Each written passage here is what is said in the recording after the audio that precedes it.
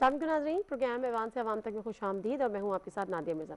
नाज़रीन, जमहूरी निज़ाम में पार्लियामान में अपोजिशन ब्रांचेस की जानिब से तनकीद होती है और यही बात कि हमेशा से हम जो जुमला सुनते हैं कि जी यही जमहूरियत का हुस्न भी है, बहुत अच्छी बात है। लेकिन अगर तब अच्छी बात है जब तनकीद बराए इस्लाह हो, लेकिन अगर तनकीद बराए तनकीद हो तो वो वक्त का ज़िया, पैसे का ज़िया, एनर्जी का ज़िया, हर चीज़ का वो ज़िया बन जाती है। यही चीज़ें आजकल हम देख रहे हैं।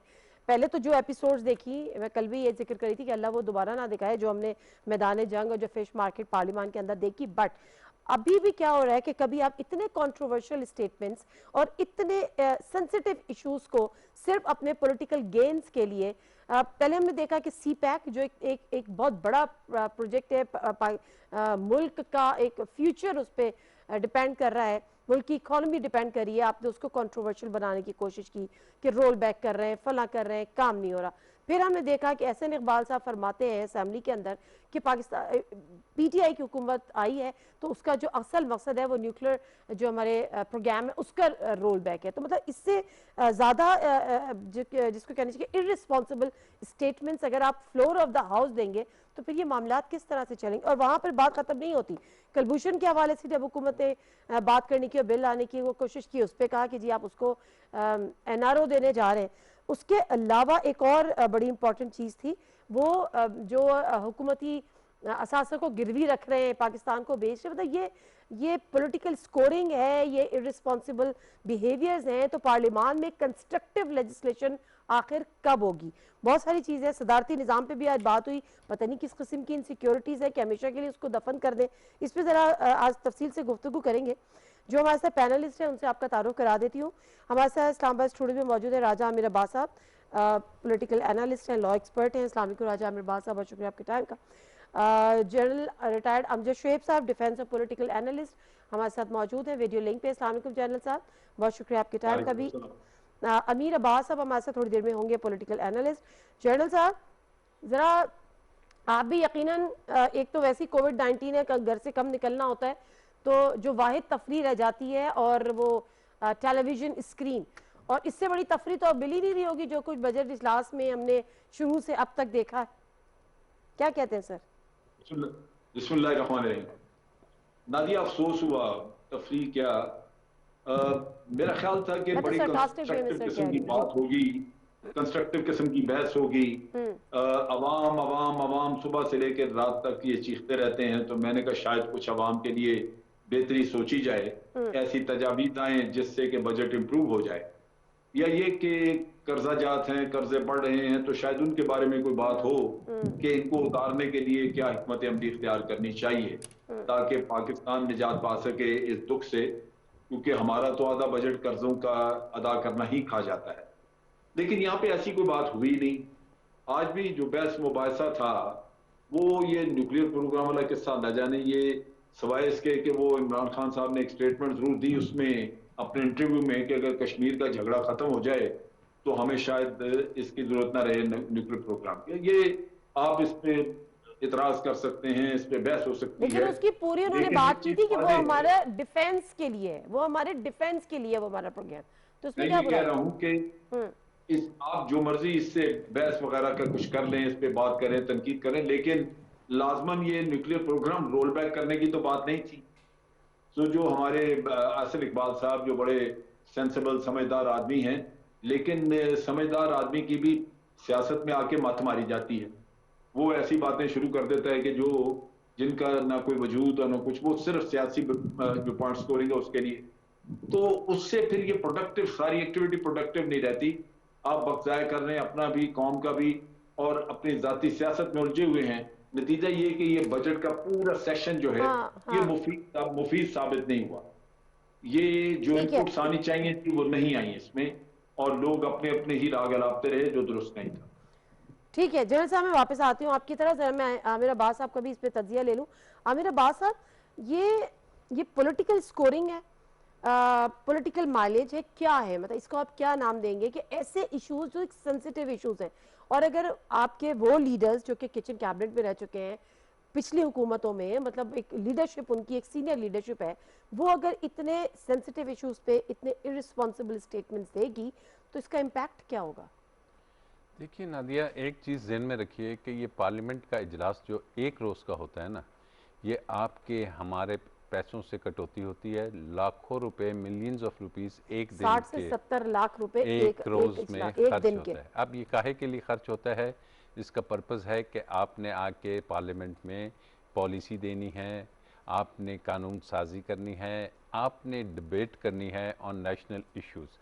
लेकिन what is happening in our parliament is कि ये जो आपने इतने सेंसिटिव इश्यूज़ को बताया, ये वो इश्यूज़ हैं और इनको इस तरीके से आपने वन लाइनर में बताना है कि ऐसी लगे कि आप वो लाइन दे रहे हैं कि जो तो हमारे दुश्मनों की लाइन है। वो पिक करते हैं, उनका मीडिया ढोल एग्जैक्टली बताशों के साथ एग्जैक्टली चलाता है। अब वो लाइन आपके अपने, हमने ये देखा पार्लियामेंट में कि ये चीज़ें आई अनफॉर्चुनेटली, और जब आपके पार्लियामेंट में आती हैं तो ये किसी एक ख़ास इंटरनेशनल जो आपका एक इस्टेब्लिशमेंट है उनके कंजम्पशन के लिए होती है। डोंट थिंक कि ये ऐसे ही दे देते हैं या ये इतने नाइव हैं।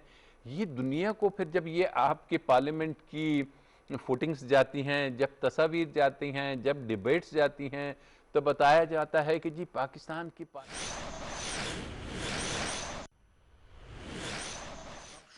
in global supply chains. It has indeed tested the resilience of the existing global economic system and restructured the ways in which the economic and social problems must be conceived and addressed. As aptly underscored in today's conference, we need unity, solidarity, and multilateral cooperation for post-pandemic economic recovery.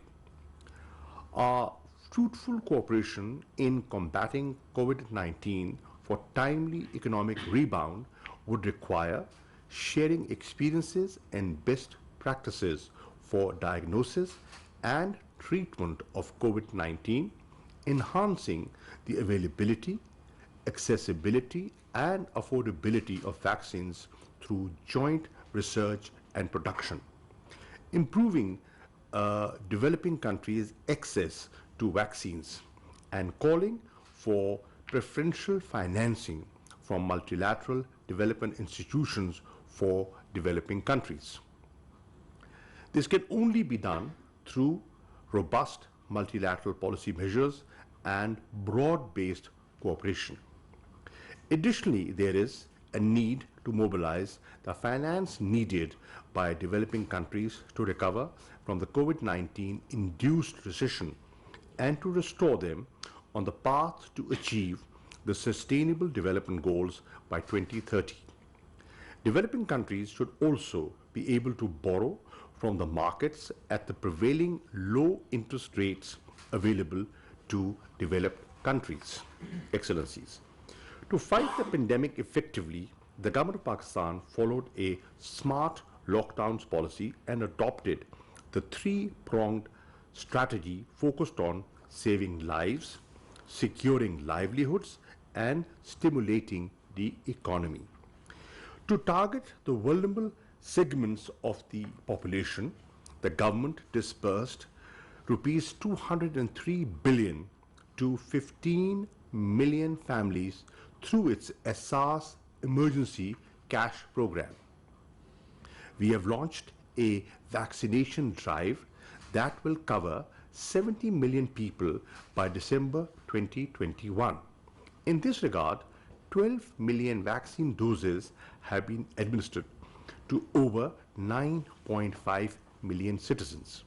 Earlier this month, Pakistan began local production of Chinese-made vaccine, underscoring the resilience of our industrial supply chains and China's growing role in fostering international cooperation in healthcare. Our efforts to contain and reverse the worst effects of COVID-19 have been enormously helped by China. The government and people of Pakistan remain profoundly grateful to the Chinese leadership and people for their unstinting solidarity and support in our endeavors to fight the pandemic. Excellencies, 2 centuries after the Industrial Revolution, The world has finally come to realize that humanity can and must seek harmonious coexistence with nature. The challenge posed by the COVID-19 pandemic are a great opportunity not only to rebuild better but also greater. We must seize this opportunity to transform our economies into ones that are development oriented and environmentally sustainable. The developed countries must fulfill their commitment under the Paris Agreement to support developing countries in their climate action and to mobilize 100 billion US dollars annually in climate finance as they have promised. To recover from the adverse economic impact of the pandemic, Pakistan has launched the Green Economic Stimulus Initiative as a part of its efforts. This stimulus has already generated 85,000 green jobs, a number we plan to increase by another 100,000 by the end of this year. To mitigate the effects of climate change, Pakistan has launched one of the most ambitious afforestation and reforestation drives in the world. We have already planted 1 billion trees and mangroves out of a target of 10 billion. Our mangrove cover has expanded threefolds in the last 10 years. We exceed our target in the first phase of Born Challenge 2020 of restoring more than 8,65,000 acres of degraded landscapes in our Khyber Pakhtunkhwa province.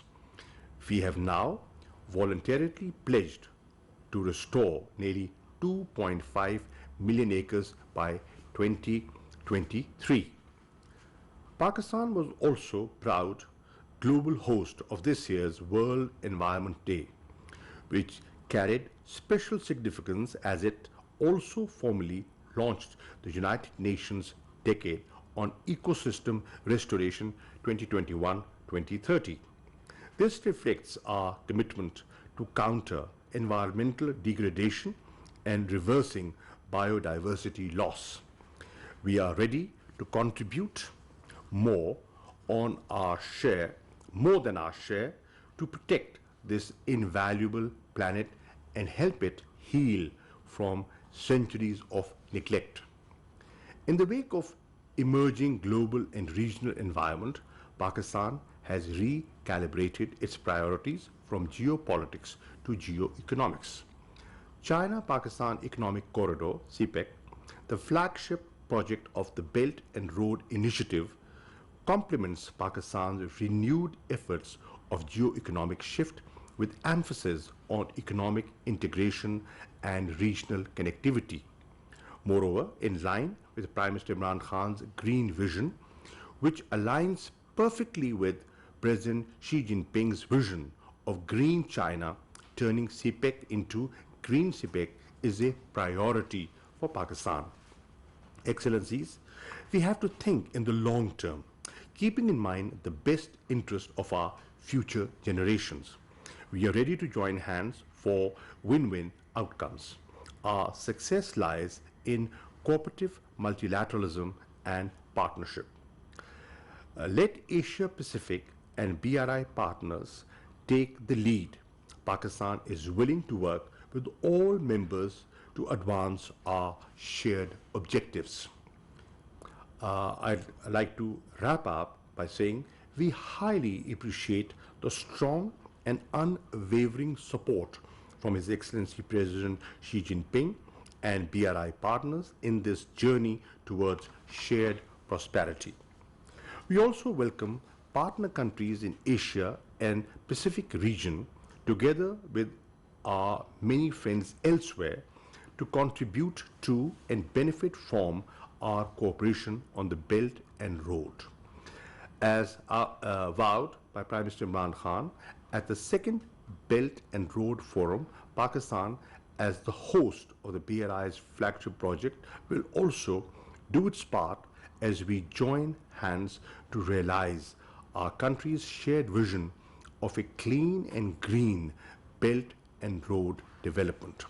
Therefore, echoing the sentiments of speakers today, let me, on behalf of this distinguished forum, endorse President Xi Jinping's declaration of making COVID-19 vaccine a global public good, dispel notions of stigmatization, and reject vaccine nationalism. We should make collective endeavors to ensure equitable and affordable supply of vaccine to developing countries. Therefore, we fully... Executive Secretary of ECLAC, please. आपको बताएं कि वज़ीर ख़ारजा Shah Mahmood Qureshi Asia Pacific BRI conference में इजहार ख्याल कर रहे थे। उन्होंने कहा कि तरक्की पजीर ममालिक तक कोरोना की वैक्सीन पहुँचाने की ज़रूरत है। कोरोना का मुकाबला करने के लिए रुकन मुल्कों को एक दूसरे के तजुर्बात से इस्तिफ़ादा करना चाहिए। आपको बताएं कि वज़ीर ख़ारजा Shah Mahmood Qureshi Asia Pacific BRI conference से खिताब कर रहे हैं। उन्होंने इस दौरान कहा कि तरक्की पजीर ममालिक तक कोरोना की वैक्सीन की रसाई पहुँचाने की हमें ज़रूरत है, जबकि कोरोना का मुकाबला करने के लिए रुकन ममालिक को एक दूसरे के तजुर्बात से इस्तिफ़ादा हासिल करना चाहिए। उन्होंने कहा कि पाकिस्तान के गरीब घरानों को 203 अरब की नकद इमदाद डायरेक्टली फराहम की गई है। आपको बताते चलें कि वज़ीर ख़ारजा Shah Mahmood Qureshi Asia Pacific BRI conference से इजहार ख्याल कर रहे हैं। इस दौरान उन्होंने कहा कि कोरोना वबा का मुकाबला करने के लिए रुकन मुल्कों को एक दूसरे के तजुर्बात से इस्तिफ़ादा हासिल करना चाहिए। तरक्की पज़ीर मुल्कों तक कोरोना वैक्सीन की रसाई बढ़ाने की ज़रूरत है। उन्होंने इस दौरान कहा कि कोरोना से मुकाबला करने के लिए तरक्की पज़ीर मुल्कों को दरकार वसाइल के लिए भी आलमी ताउन की ज़रूरत है। न्यूज़ स्टूडियो से फिल वक्त इतना ही।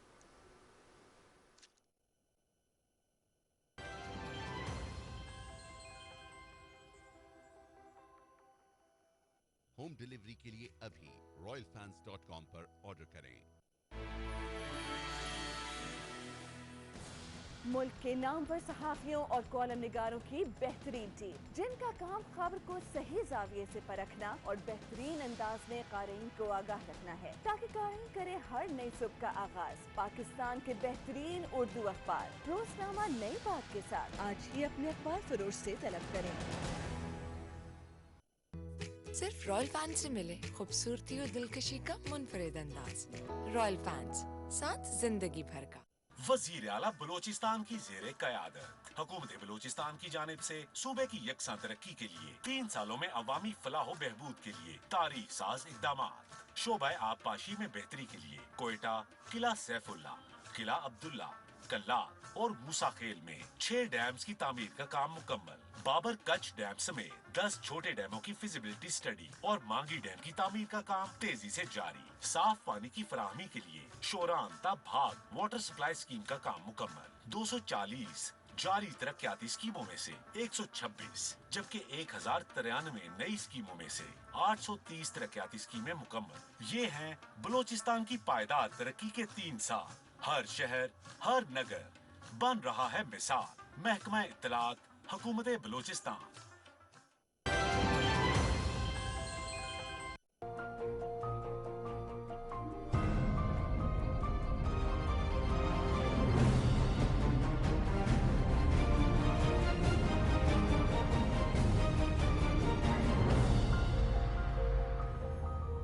एक्शन भी लिया जाए। बात हमें तो क्या करनी देखते होगी, हैं ठीक है, कि वही changes- लोग लंदन से बैठ के फिर वही जब बातें कर लंदन रहे वाली होते बात हैं। आती है तो मेरे सामने बस वो जो आप कहते हैं कि या तो लॉबिंग कर रहे होते हैं, ये कर रहे होते हैं। आज मरियम साहिबा भी कह रही थी, जनरल साहब वैसे मुझे बड़ी हैरत हुई, ये पार्लिमानी निज़ाम पे तो हम बात करते हैं, आज मरियम नवाज साहिबा सहाफ़ियों को देख के फरमा रही थी आप उनकी ज़िंदगी की गारंटी दे दें, मैं उनको शाम की परवाज से बुला लेती हूँ।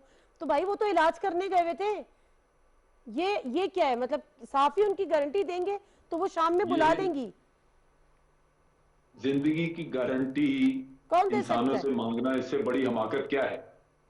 लेकिन सीधी सी बात है कि इलाज के लिए गए थे, वहां वो हर तरफ चलते फिरते नजर आते हैं, भागते दौड़ते नजर आते हैं, आपको रेस्टोरेंट्स में बैठे नजर आते हैं, सड़कों पे एक अपने साथ लाल लश्कर लेके फिरते नजर आते हैं।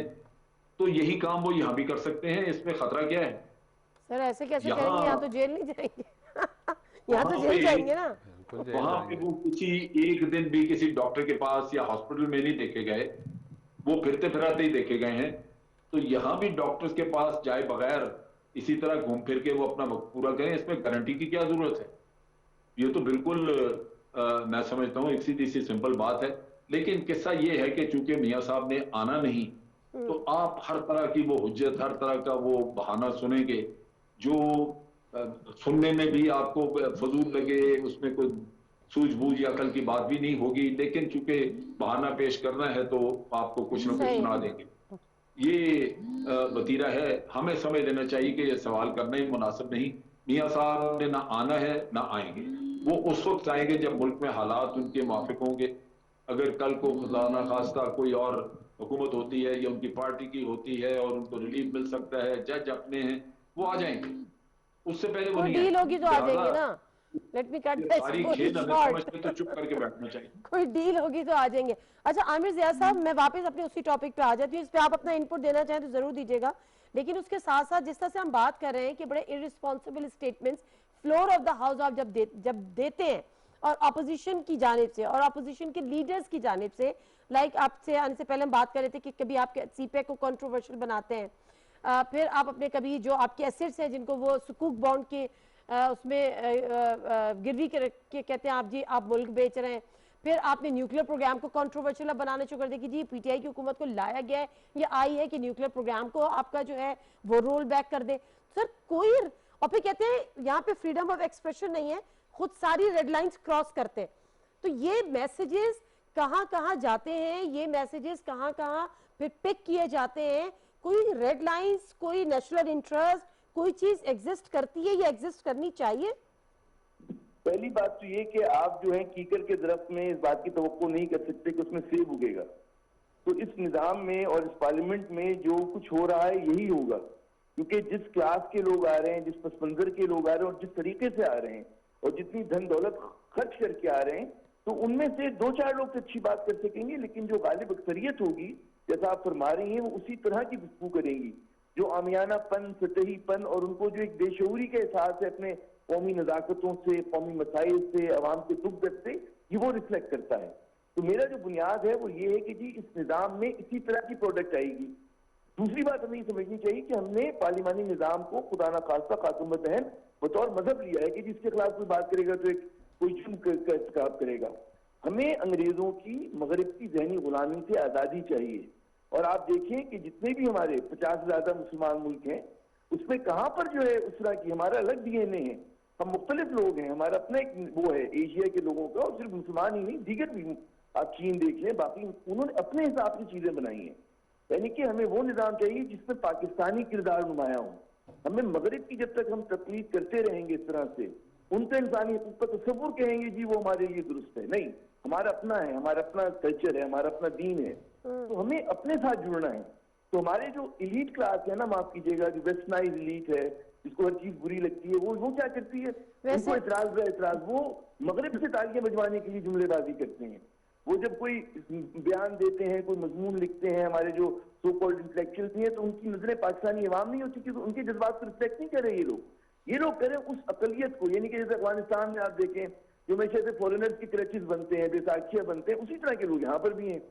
तो ये पाकिस्तानी पॉलिटिक्स ही नहीं कर रहे, इनके तो मफादात ही कुछ और हैं, इनके तो मफादात के अलावा अगर आप जो बात कर रहे हैं इस्लामिक रिपब्लिक ऑफ पाकिस्तान, ठीक है हमारे यहाँ कोई शरई निज़ाम नाफिज नहीं है, लेकिन अगर वजीर आजम उसकी उस सिनेरियो में, उस कॉन्टेक्स्ट में कोई स्टेटमेंट दे देते हैं तो ऐसा शोर बच जाता है। मतलब मैं तो सोचती हूँ कि बीइंग अ मुस्लिम बड़ी कंफ्यूज कौम है, बहुत ही कंफ्यूज कौम है। इस्लामी तालीमात बिल्कुल अलग हैं, डेली की बात हो जाए तो आपने बड़ा पर्टिनेंट, मैं चाहूंगा दो इसके ऊपर एक बात करूं जी। देखिए मैं इतराज कौन कर रहा है, इतराज आपकी चेटरिंग क्लास कर रही है मगरिब ज़दा, जो कि जिसके साइज जो है सोशल मीडिया पे उनकी तादाद से ज्यादा है, ठीक है ना। अवामी उमंगों की वो नुमाइंदगी नहीं करते, हकीकी पाकिस्तान की नुमाइंदगी नहीं करते, एक बात। दूसरी बात ये कि वो लोग हैं कि जो आउट ऑफ कॉन्टेक्स्ट इसको पेश कर रहे हैं। रेप का मसला जो है पेचीदा मसला है, उसके बहुत सारे अवामिल होते हैं, माशी भी होते हैं, कानूनी भी होते हैं, सोशल समाजी। तो इमरान खान साहब से सिर्फ आप एक जुमले को पकड़ लें, एक उन्होंने कॉन्टेक्स्ट में बात की थी वज़ीर आज़म ने, ठीक है ना, और उसके हिसाब से आप उसको इंटरप्रेट करना चाहिए। ये जाहिर है कि आप यहाँ पर आप तस्वुर करें कि हमारा एक तरक्की पजीर मुल्क है और यहाँ पर आप मगरिब की तहकीक तो नहीं कर सकते, सही है, तो हमारे अपने रिवायात हैं, उसमें अगर उन्होंने कह दिया तो कौन सा मतलब गुनाह का इर्तिकाब किया, वो भी बात नहीं हो रही है।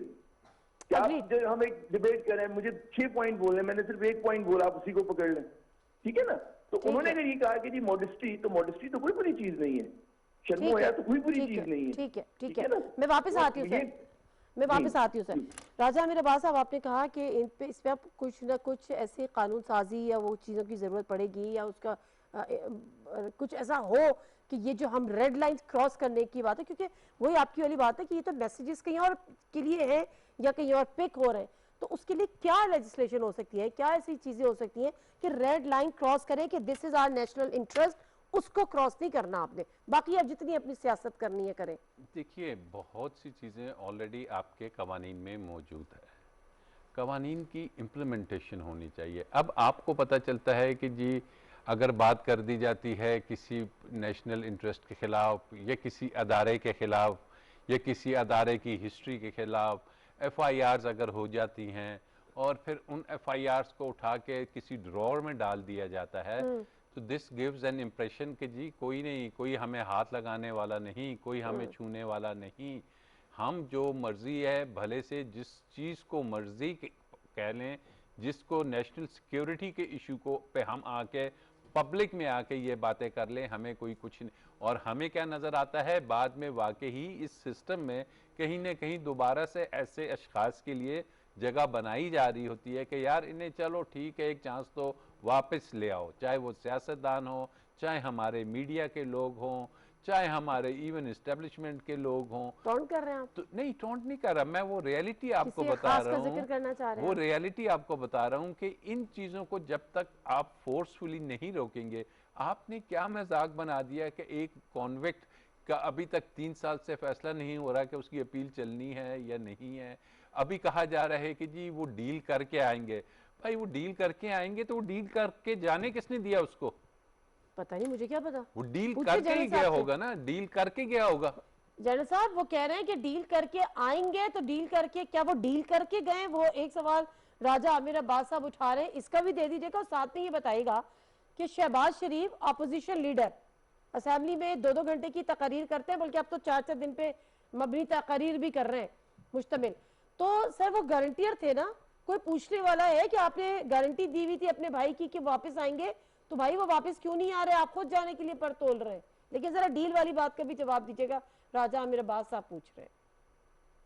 देखिए बात यह है कि मैं आज के हालात में मेरा नहीं ख्याल कि इनमें से किसी को डील की जरूरत है। मैं अगले दिन पढ़ रहा था, किसी ने बाहर से कहा कि जनाब वो फलां मुल्क में फलां शख्स जो है उसको ये सजा हुई, तो उसने फैसला किया है कि अब अपील वो जाके लाहौर हाई कोर्ट में करेगा। तो मेरा ख्याल है कि इनके लिए इतना ही काफ़ी है, जहाँ से रिलीफ मिलता है वहाँ बिल्कुल मिलता है, कोई उसमें ठकी छुपी बात नहीं है। इनके हर शख्स को वहाँ पे रिलीफ मिला है। तो मेरा ख्याल है कि मियाँ साहब को अदालत ने जब ये रिलीफ दिया तो उसी वक्त साथ एक एतराज़ मौजूद था गवर्नमेंट की तरफ से कि जी अगर बाहर भेजना भी है इनको, यानी आपने इजाज़त देनी भी है, तो 7 बिलियन रुपीस का एक बॉन्ड इनसे ले लिया जाए। वो क्यों नहीं अदालत ने लिया? वो तो अदालत ने ही फैसला करना था, वो नहीं लिया। अब रही बात शहबाज शरीफ साहब की, ये आज पार्लियामेंट में ये बाबर अवान साहब ने भी ये नुक्ता उठाया कि अगर वो शख्स अपने भाई को लाने में कामयाब नहीं, तो एक तो उसका अपना एतबार गया, जो अपने भाई को वापस नहीं ला सकता वो और क्या करके देगा। और दूसरी तरफ ये बात भी है कि अदालत को इख्तियार है, अदालत क्यों नहीं उसको पकड़ती। तो वो भी नजर आता है कि निजाम जो है वो आपका एक खास तबके को फेवर कर रहा है। ये जब इनको जमानत दी गई या इनको कहा गया कि आप मुल्क से जा सकते हैं, ECL से नाम निकाल दें या जा सकते हैं, अभी कुछ पहले की बात है, कुछ दिनों की, तो उसी जज साहब की अदालत में पहले इन्होंने अपना वो बॉन्ड भी जमा कराया था, वो श्योरिटी जमा कराई थी, जिसके तहत मियां नवाज शरीफ की इन्होंने गारंटी दी थी कि ये वापस आएंगे। उन जज साहब ने तो पूछा ही नहीं इनसे कि पहले तो आपने उनकी गारंटी दी, वो नहीं आए तो आप भी जा रहे हैं, बल्कि उजलत में उनको भी फटाफट जमानत दे। ठीक है, मैं इस पे आमिर ज़िया साहब का भी जरा, यहाँ पे ये सूरत हाल जहाँ हो वहाँ पे बस आप क्या कर सकते हैं? कुछ भी नहीं। मेरा नहीं ख्याल कि कोई जरिया हमारे पास बचता है कुछ करने का।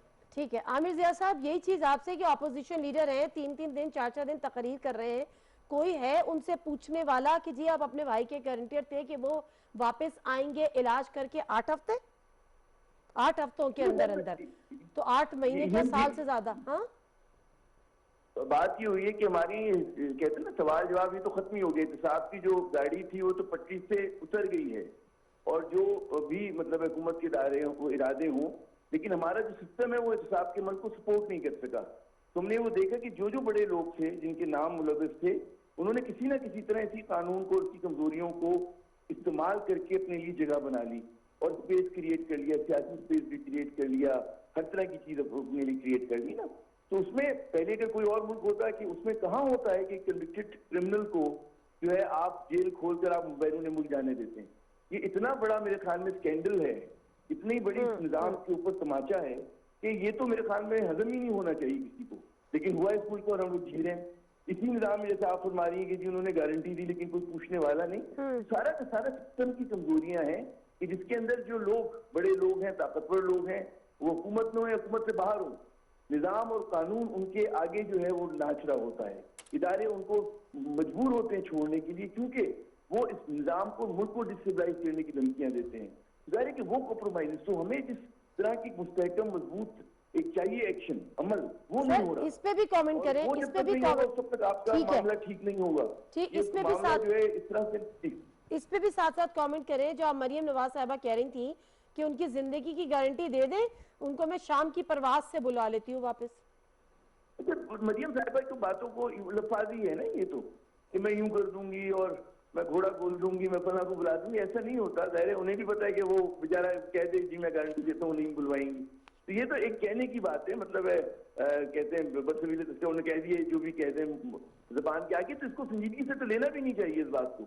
अच्छा। ये बात ये कि जब आपके वालिद जैसे बताया जा रहा है ना, किसी डॉक्टर के पास गए ना, अस्पताल में दाखिल हुए, माशाल्लाह भले चंगे घूम रहे हैं पूरे लंदन के अंदर, कभी वो पोलो का वो देख रहे होते हैं, कभी कॉफी पी रहे होते हैं, तो भाई अगर जो असल लीडरशिप होती है, एक तो उसकी बात में तजाद नहीं होता। वो अपनी, अगर वो समझते हैं कि उनके हैं आदर्श हैं, तो फिर वो आए, मुकाबला करें, जेल में बैठें। लेकिन हमने देखा जब आजमाइश आती है, मियाँ साहब जो है वो भाग जाते हैं, चले जाते हैं, अपने लिए स्पेस क्रिएट करते हैं। तो ये उनके साथ बार बार हो रहा है। हम बात जो हमारे नादान हैं वो समझते हैं कि वो इनकलाबी बन जाएंगे, नजरियाती बन जाएंगे, तो लेकिन जो उनकी सियासी तारीख और जो उनका अमल रहा है, आप 80 की दहाई से लेकर आज तक देख लें, बहुत अरसा होता है, तो उसके अंदर कोई उनका एक उभार आता है कि जब उनके मफाद से जरूरत पड़ती है। आवाम के लिए नहीं निकले, कहते हैं कि मैं अब नजरियाती हो गया, नहीं निकले कि जी गरीबों को हकूक मिलेंगे, मजदूरों के लिए मैं निकलूंगा, किसानों के लिए निकलूंगा, अपने तनमन को धो पे लगाऊंगा। नहीं, ये तो अपने सियासी और अपने कारोबारी मफादात के तहफ़्फ़ुज़ के लिए लड़ाई हो रही है। उसमें आम जो आदमी है वो बेचारा इस्तेमाल हो रहा है। वो समझता है कि उसको कुछ रंग नारे दिए जाते हैं, उसको मुल्क के खिलाफ बहकाया जाता है, इदारों के खिलाफ बहकाया जाता है। हमारे फिफ्थ जनरेशन वॉर जारी है, बहुत ज्यादा प्रोपेगेंडा हो रहा है, हमारा मीडिया उसमें इस्तेमाल हो रहा है, ठीक है ना, पूरा सोशल मीडिया। बिल्कुल ठीक है, बिल्कुल ठीक है सर। इसी को जरा कंटिन्यू करते हैं, थोड़ा सा जो पॉलिटिकल एक हालात है, जो सिचुएशन है, उस पर भी जरा सी बात करेंगे। राजा अमीर अब्बास साहब अभी हाल ही में हमने देखा, बल्कि देखा क्या स्टेटमेंट दिए, वज़ीर इत्तलात ने भी दिए, कहीं और भी दिए जा रहे थे कि जी इस दफ़ा अगली दफ़ा मतलब 2023 के इलेक्शन में पीटीआई का कहना ये है, पीटीआई की हुकूमत का, वफाक के साथ साथ सिंध में भी अपनी हुकूमत बनाएंगे। तो ये मुझे, ये वाले एक्सप्रेशन आपके मुझे समझ नहीं आए। देखिए अभी तो हालिया तो वो 6 नंबर पे आए इलेक्शन जो हुए कराची में, आपके इल्म में, जिसमें वो मुंतखब साहब जीते, वो 249 वाला ना जी, उसमें तो 6 नंबर पे आ गए। देखिए कुछ बड़े सीरियस इश्यूज हैं जो गवर्नमेंट को बड़े सीरियसली देखने चाहिए। On the one side we talk about कि जी 5th जनरेशन वॉरफेयर है, हाइब्रिड वॉरफेयर है, और यकीन करें कि ये जो अदारों का मजाक उड़ाया जा रहा है कि जिसकी जब चाहे मर्जी है बैरून मुल्क जाता है, जिसकी जब चाहे मर्जी है उसको सज़ा को बेल मिल जाती है, जिसको जब चाहे मर्जी है किसी बड़ी पोर्टफोलियो पे लगा दिया जाता है। मैंने शुरू में तीनों अदारों की बात की, लेजिस्लेटिव, आपकी एग्जीक्यूटिव और आपकी अदलिया, इन तीनों को जानबूझ के एक सोची समझे सिस्टम के तहत इसमें इस किस्म के फैसले और इस किस्म की इंडक्शंस और इस किस्म की वहाँ पे सिचुएशन क्रिएट की जा रही है कि अल्टीमेटली देखिए मुल्क चलते हैं इन मस्खरों से नहीं, मुल्क चलते हैं आपके थिंक टैंक से, आपके थिंकर से।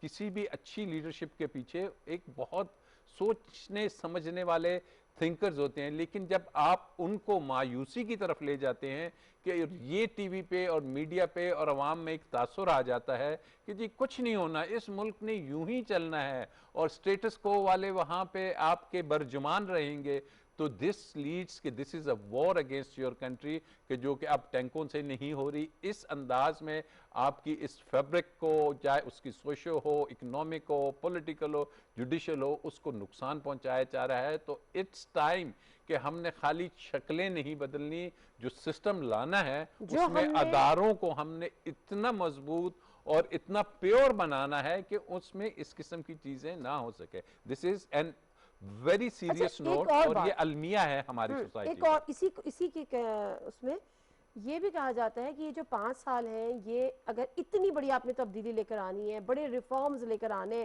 पूरा स्टेटस को का खात्मा करना है, तो these 5 years are not enough for that. तो क्या इसकी भी कोई कंटिन्यूटी, कोई पॉसिबिलिटी, कोई आइन में गुंजाइश, कानून में किस तरह? देखिए, इसकी कंटिन्यूटी के लिए आपको ये होना पड़ेगा कि अल्टीमेटली अवाम के पास ये आना है ना, कोई और रास्ता तो नहीं है। नहीं, ये कहा गया था ना, नवाशी के दौर में भी कहा गया था कि शुरू के 2 साल तो चीजें समझने में लग जाते हैं। इस हुकूमत में भी यही आवाजें उठी थी। अब अवाम मान चुकी कि 2 साल लगे, लेकिन अवाम ये देख रही है कि 2 साल के बाद तीसरे साल में आप और नीचे जा रहे हैं। तब तो आपने एक को छोड़ा, आप चौथे को भी छोड़ रहे हैं, 5वें को भी छोड़ रहे हैं। देखिए, अवाम ने क्या देखना है।